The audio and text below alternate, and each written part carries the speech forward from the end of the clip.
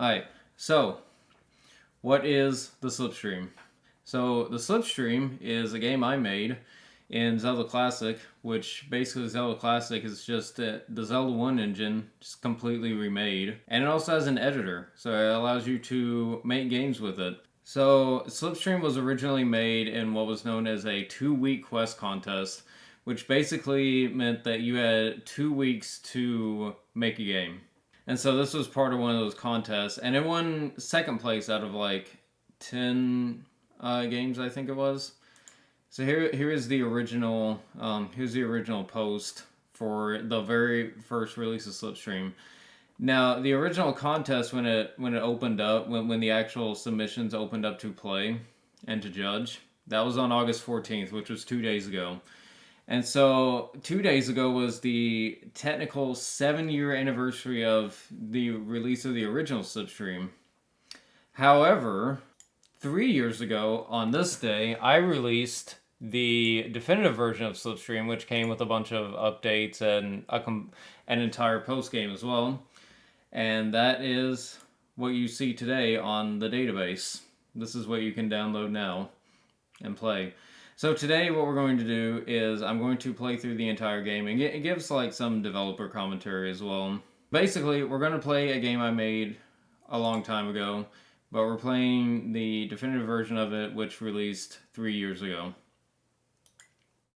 So, without further ado, let us begin. Note, it is highly recommended to play in this version. I'm playing on version 2.55 of ZC. ZC being Zelda Classic, but that's well over 2.53 beta 52. Basically, yo, Ozzy, what's up? Okay, for those that are watching on YouTube as well, I am streaming this right now on Twitch, so I'll also be responding to chat. I wanted to have chat on stream as well, but for some reason that's not working properly, so we're just going with what we got. Hi YouTube. Hi YouTube. Everyone say hi to YouTube, even though they can't see y'all. Alright. Here we go. In the country of Glenridge, there lay a powerful tear in space. It was known as the Slipstream. People feared this great phenomenon that lay in the center of their world. Whatever brave soul entered into it did not return. For eons, the Slipstream lay dormant near the peaceful villages. Suddenly, it became unstable, and creatures began to emerge from it. They began attacking villages nearby and throwing people into the vortex. Half of Hirota's village was taken, which included his best friend and grandmother.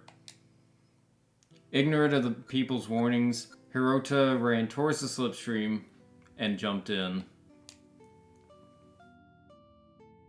Whoa! Into the Slipstream we go! Oh. By entering the Slipstream, you have exposed yourselves to the dangers within, but you will have a choice. Are you a simple traveler, a regular explorer, an intense adventurer, or looking for critical and painful suffering? Read the descriptions under by pressing A, or what I have mapped as A, because I'm actually using a PS4 controller. So yeah, that's fun. Also, hold on 1 second. Music. Okay. What do I have mapped as A? Okay, it's X. With enough determination, you can rise above your enemies and conquer them with great ease. Who says danger can't be relaxing? Okay, so simple difficulty is 75% damage and enemies move slightly slower. This is the normal difficulty. Your enemies are evenly matched and fun to fight, so simple bravery will bring you to victory. Apparently I have trouble reading stuff these days. Conditions, just normal. Also, I have to play in the control stick, which is kind of awkward, but it's okay. I haven't figured out how to get the D-pad working yet. Your enemies are out for your blood and will stop at nothing to get it. Only a true adventurer will even stand a chance. Conditions, you take double damage. And if that wasn't hard enough, we have this. Your enemies are bloodthirsty and ready to bathe in your suffering. Only a fool would endure such a punishment as this. This description, by the way, is actually like slightly based off of description very similar sounding to it from Destiny. which I thought was funny. Condition you take even more damage. Enemies have increased HP, and you're going to be extremely salty. I am not going to be extremely salty today, so we're going to play on normal difficulty for the sake of this. Part 1. Ugh, what happened? Where am I? Just relax. You had quite a crash landing earlier. You were in the Slipstream. What's your name? My name is Hirota. What's your name? Is this really the Slipstream? I'm Zephos. This is just one of many realms that reside in the Slipstream. This is the Alpha Sector. I was gathering supplies here for my refuge camp in the Echo Sector. You are free to join us in our fight for survival. As good as that sounds, I actually came in here to find my best friend and grandmother, who were kidnapped by beings here. You willingly jumped into the Slipstream to save someone? You are either really brave or really stupid. Either way, you should come to our camp. It's a dangerous world out there, so I would suggest becoming prepared before you venture out. That sounds good. How do we get there? You'll need these 2 tools to travel back and forth between the town and this sector. The orb takes you to town. The crystal takes you back to your previous location. To use the orb, press EX4. I'll meet you at town. Alright, so basically, you have the same buttons you would have in Zelda 1, of course. You know, the movement, start, select, A, B. But you also have the LR button, and 4 EX buttons, which are just extra buttons. And if you wish to change your difficulty, you can hold down these buttons. But I want to go to town. What do I have mapped as stuff? Okay. Alright, so you press that to use the orb, and you end up at this refuge camp. Welcome to our refuge. We may not be much, but we do what we can to survive. I bet. It looks like you guys have endured a lot. Also, yeah, apologies for my voice, but apparently, I don't know why I'm tripping over my words lately. Okay. Hence why I got the water. Alright. Actually, I'll go down here first. Please make yourself at home here. We are very welcoming to any unfortunate soul that enters the Slipstream.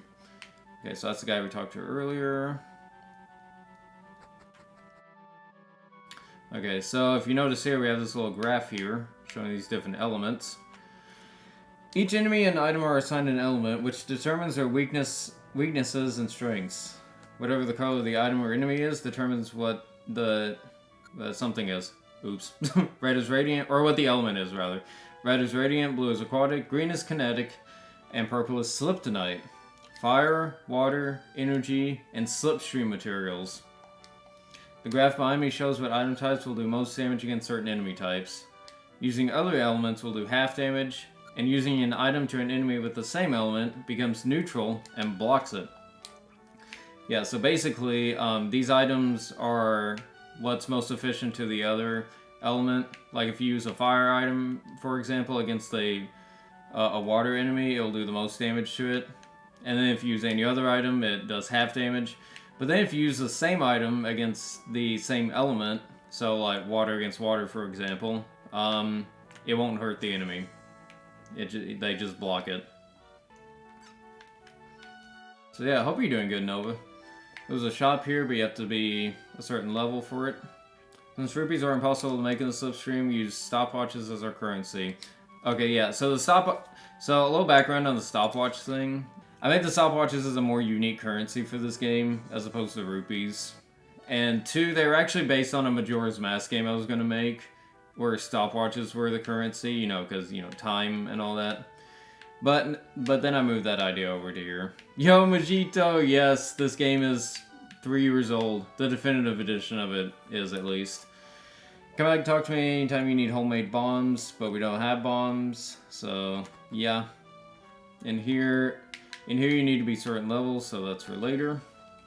Speaking of levels, welcome to the leveling shop. Here you can upgrade your level with the current currency, pocket watches. In order to start leveling up, you need to find 10 pocket watches around the Slipstream. When that's done, you'll be given an item to start your journey. Interesting. Maybe I can look where Zephyros was getting supplies earlier. So yeah, so we need 10 stopwatches to level up. So, let's go find some stopwatches. Alright, so we're gonna head on up here. And so if we make our way over here, we'll find this button here, and when we press this button, the bushes will disappear down there. A button such as this behind you can activate secrets. So there's actually a reason I have this sign here. so in the original version, in the original 2-week quest contest version, the button looked very similar to what is normally used as a hammer secret. That's something that you hammer down. So people thought that was a hammer secret instead of a button. So I changed it to a button, and there might have still been like some confusion. So I ended up also putting that sign there as well to make it at the least amount of confusing as possible for you to be like, hey, that's a button. So now that we open that up, let's go this way. Avoid all these enemies. Oh my goodness, what is that? Oh man. Let's head on over here to this path we opened. I see stopwatches. Oh man. I say stopwatches, plural, because that gives you 5 stopwatches, the blue one does. Whoa.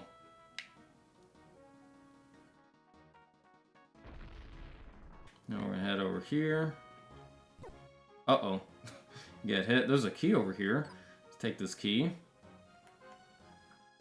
Nothing much to do over here, so I'm gonna go backtrack back down. And so, goofy little thing. I mostly just use the default graphics for this, but I love this bush with a key on it. Right here. So we can use the key on this key bush. And get the other stopwatches. And now that we have the stopwatches that we need, we're going to go back and we're going to go level up.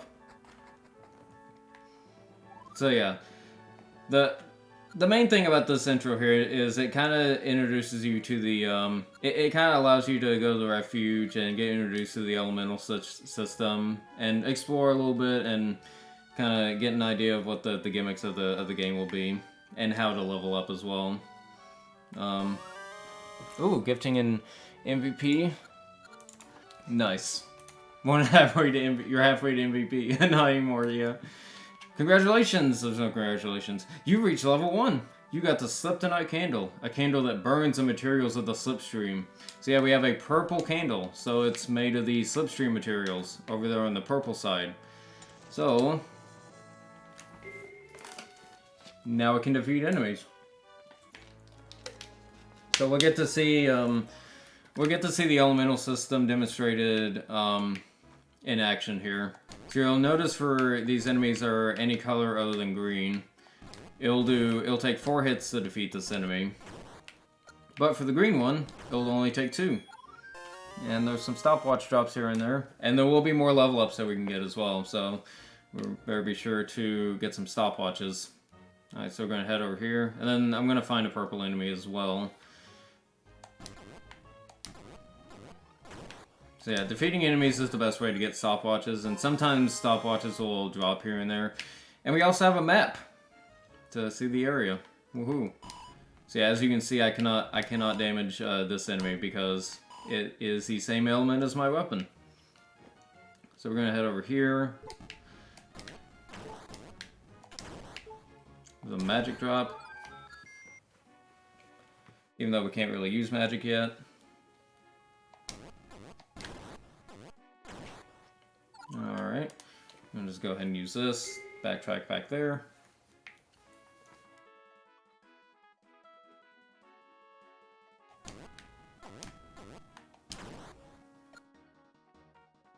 Alright, got our key. I'm surprised I didn't get hit by that. I don't know how close it was though, I didn't quite see. Alright, so the next door will be up here. Oh, nice.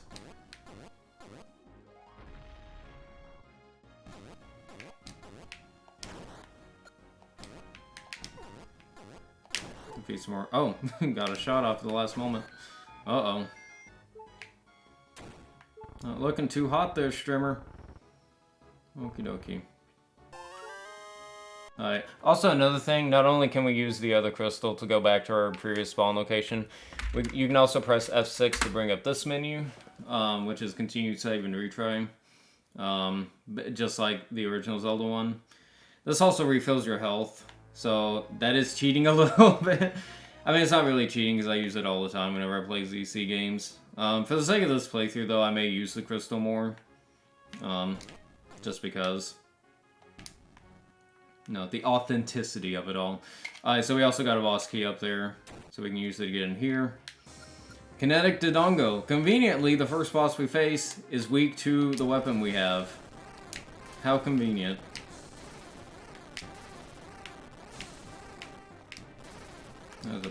There's a nice little creek blocking it from getting to us. Oh man, no damage. Let's go. Very nice. You found an artifact. Slipstream portals have been ruptured in this area, giving you access to new areas. It seems these metals help me get around here. I might need to find them all in order to know where I'm needing to go. So yeah, so there's a boss in every area, and every boss will drop an artifact. And that artifact will open Slipstream portals. And I'm going the wrong way. I just would also like to point out... Oh wait, no. Actually, no. Forget what I said. Later. So as you can see... Oh, the portal opens.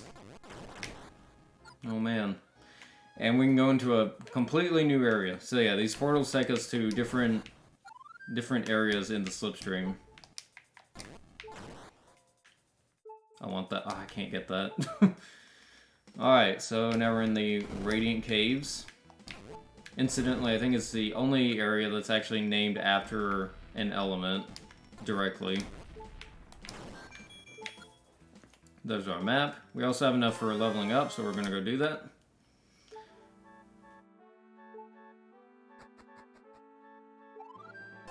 Alright. Level 2, get a magic scroll for whenever we are able to do magic.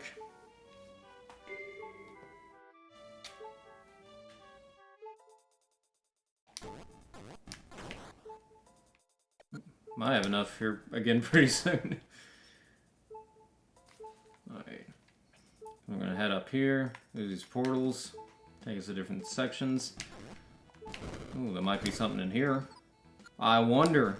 Except I don't, because I made the game. Ooh.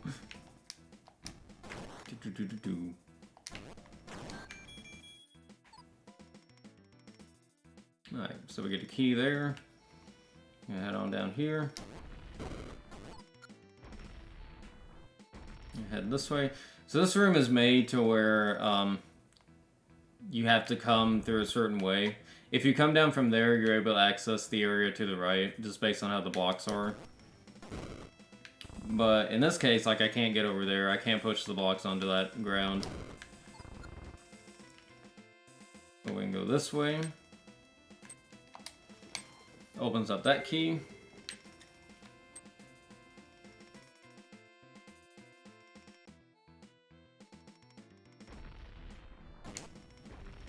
Has there been any frame drops also for the people on stream? I actually lowered my bitrate a little bit to help with that. Or to at least see if it'll help with that, so I guess we'll find out. Also, you may have noticed that little 2 block there in the previous area. Not so far? Okay, good. Yeah, you might notice these little, like, Roman numeral 2 blocks. Keep those in mind for later. Not really? Okay, good. Oh, nice spawn giving me the Stalfos.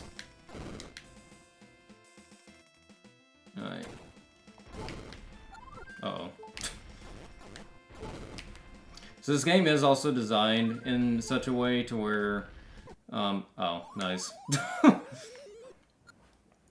This game is also designed in such a way to where if you feel an area is too hard, you also have the ability to go to maybe a different area.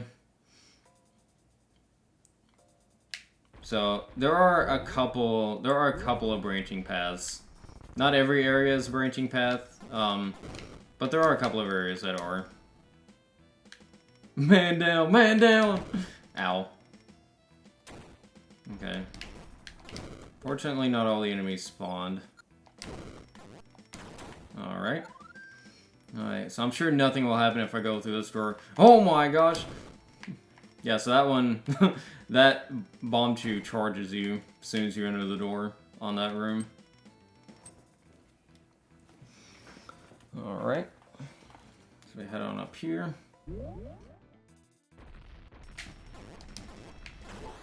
Oh man, it's a dead end. Is something here? Uh-oh. We got another weapon.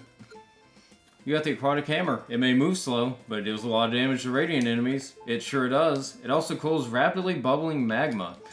Alright, so if you were extremely astute, you may have noticed that some of this lava is bubbling a little bit different, at a little bit different rate than the rest of it. That's because that particular lava that's bubbling faster can be dried up. Ah. Yeah, I'm sure. Yeah, I have no idea what's going to happen here. Oh, man. No clue. Alright, so there's some here. And if you remember correctly, there's a key down here. So we'll take that key. Now we can also defeat the Stalfos. Now that we have 2 elements, we technically can defeat every enemy in the game now. Because we have at least 2 elements to counteract any weakness. Come on, spawn up here. Spawn up here. There you go. There we go. And there's some money here. I think we can level up. I believe we get a life scroll from this one. For it. True. Yep, nice. Oh yeah, also we can scroll through our items with buttons. So L and R scrolls through the B button, and the EX1 and EX2 buttons scroll through the A button. So yeah, neat. And we got a little shortcut here as well.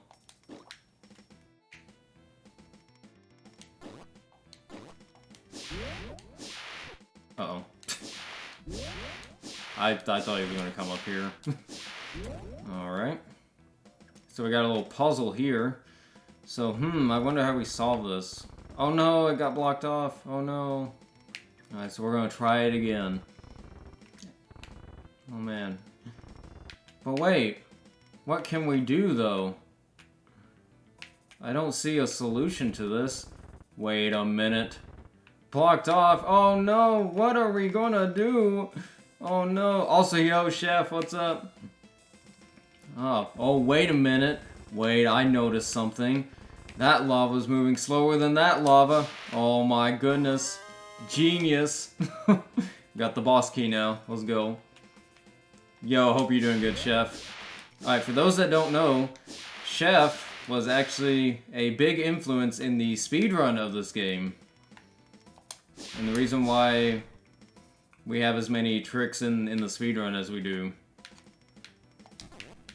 So big shoutouts to Chef. Glug glug glug. You're not trying. Oh, glug glug glug glug. Nice, Chef. Genius. I love it. I'm glad you're not drowning.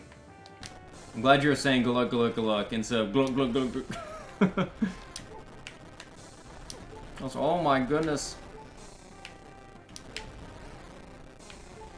Alright. Whoa. Big damage. Oh man. That one was close. That actually was really close.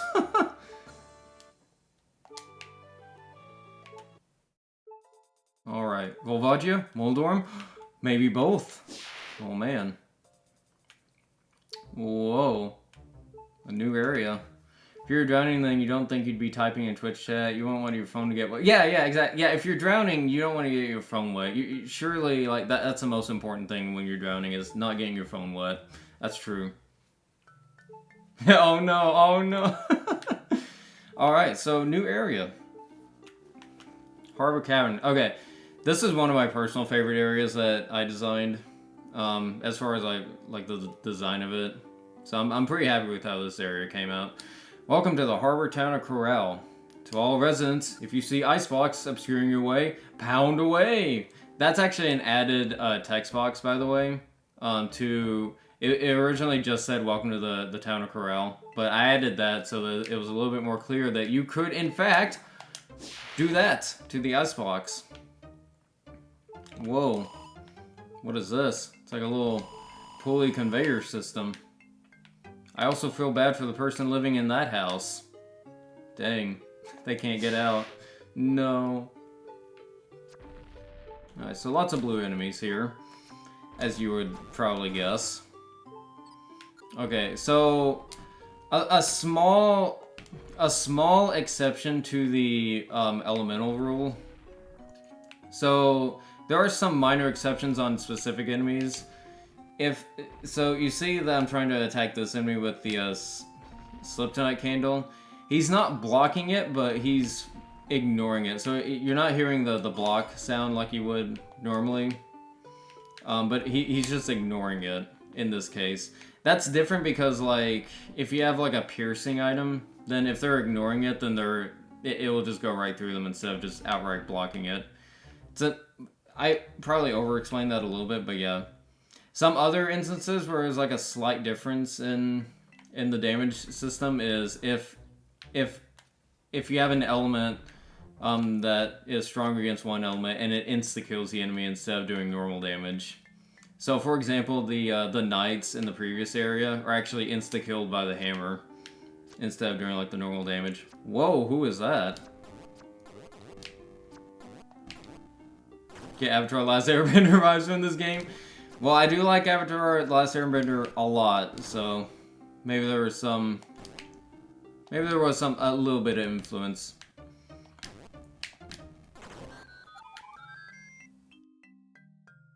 Do my eyes deceive me? Another soul that's not a monster comes to greet me in my travels. Who are you? Isn't it dangerous to be out here? My name is Anton, and I could say the same thing about you, too. I'm here doing research on this here town. A long time ago, a group of survivors created a settlement here. In fact, I'm a descendant of them. Oh, really? What happened here? It seems to have been abandoned for some time. I don't know. Maybe monsters finally chased them out? Or something else happened? Either way, I'm going to find out what happened. Alrighty. Well, I'm looking for a girl and an older woman. Have you seen them around here? I'm afraid I haven't. I'm sorry. Okay, well, I'm going to go look around here for them. Good luck on your search. You too, my friend. Okay, so he and that rap there is an edition of the definitive edition as well. That was an edition from the 2-week quest contest as well. By the way, if I have time later after I do the playthrough, I may actually open up the original 2-week quest contest version and show off some of the differences that I can remember, because there are actually quite a number of differences. I'll be mentioning some here and there, of course, as well. Oh my goodness, what is that item? Oh yeah, I forgot. Oh my goodness, developer Forgore. Yeah, I forgot I'd open that.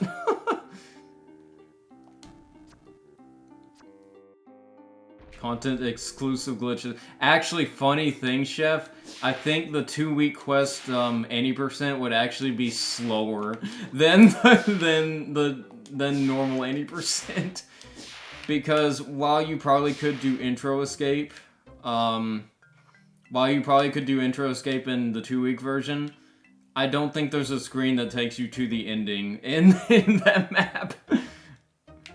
Funny story.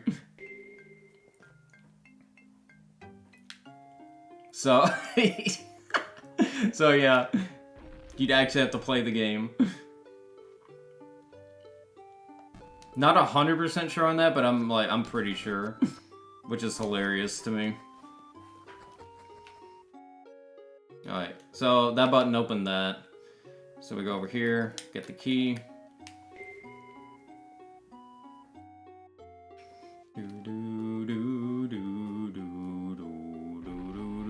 Wait. Oh, yeah. I'm forgetting my own game.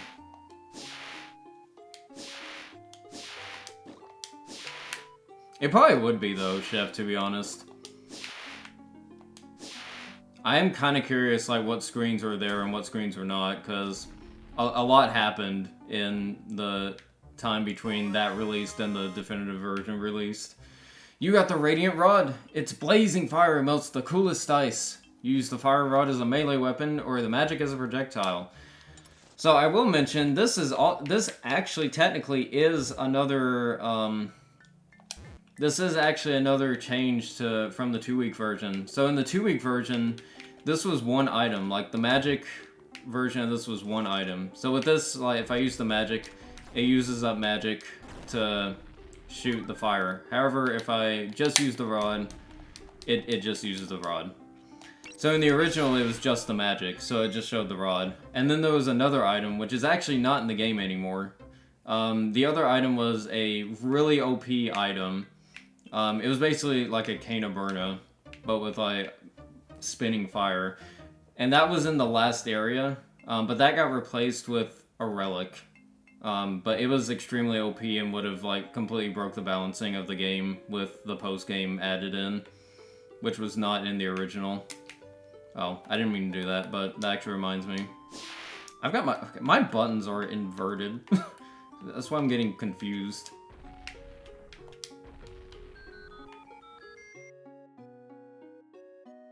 Could make contest 80% extension category in the sheet. I could.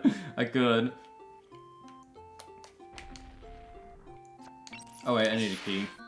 Actually, it's a good thing we went back then. Oh well. Ow. Yeah, nice little shortcut here.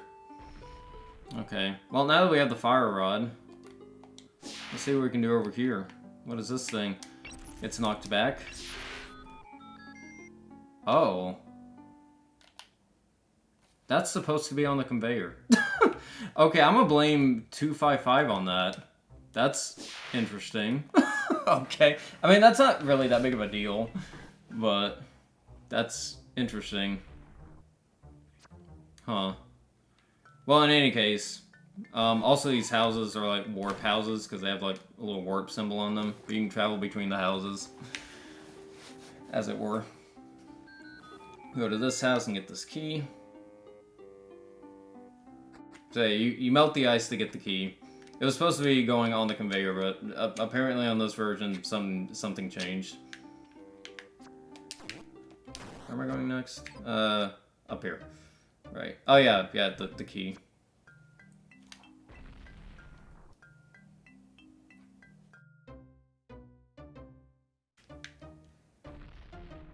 Ow. Ow!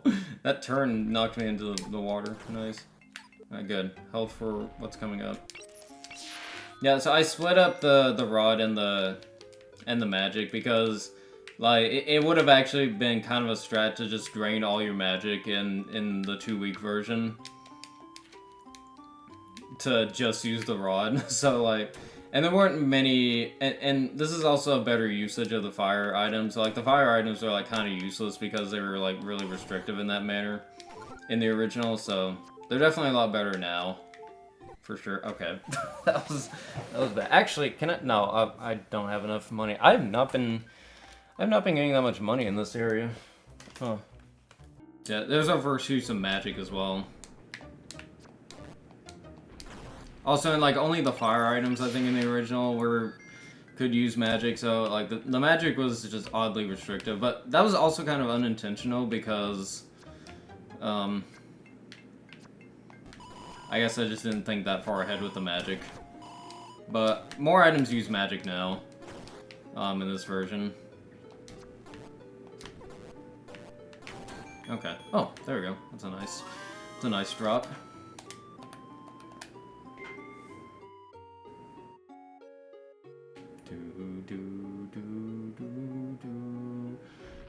Oh, also, now we can defeat this enemy.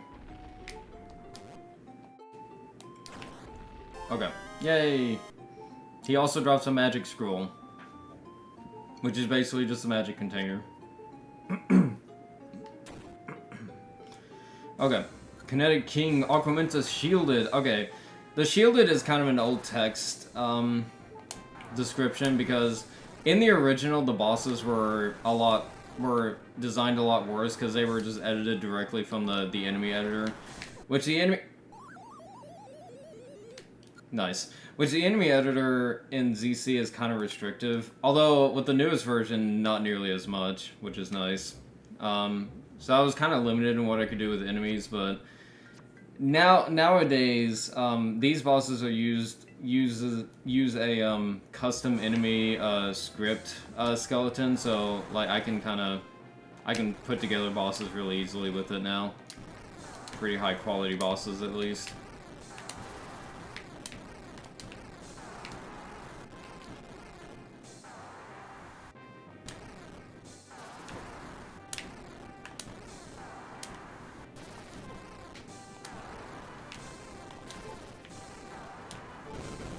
Okay. Cool. Keep giving me magic drops. You found an artifact. There are no openings here. Let's go elsewhere. Off we go. Do, do, do, do. Nice, so we're done here. This is definitely meant to be like one of the harder areas. that area I kind of, which is also kind of indicated by the higher drop of the of the stopwatch, giving me a 10 drop, which you don't see in earlier areas. That area definitely was meant to be like one of the harder areas, at least earlier on.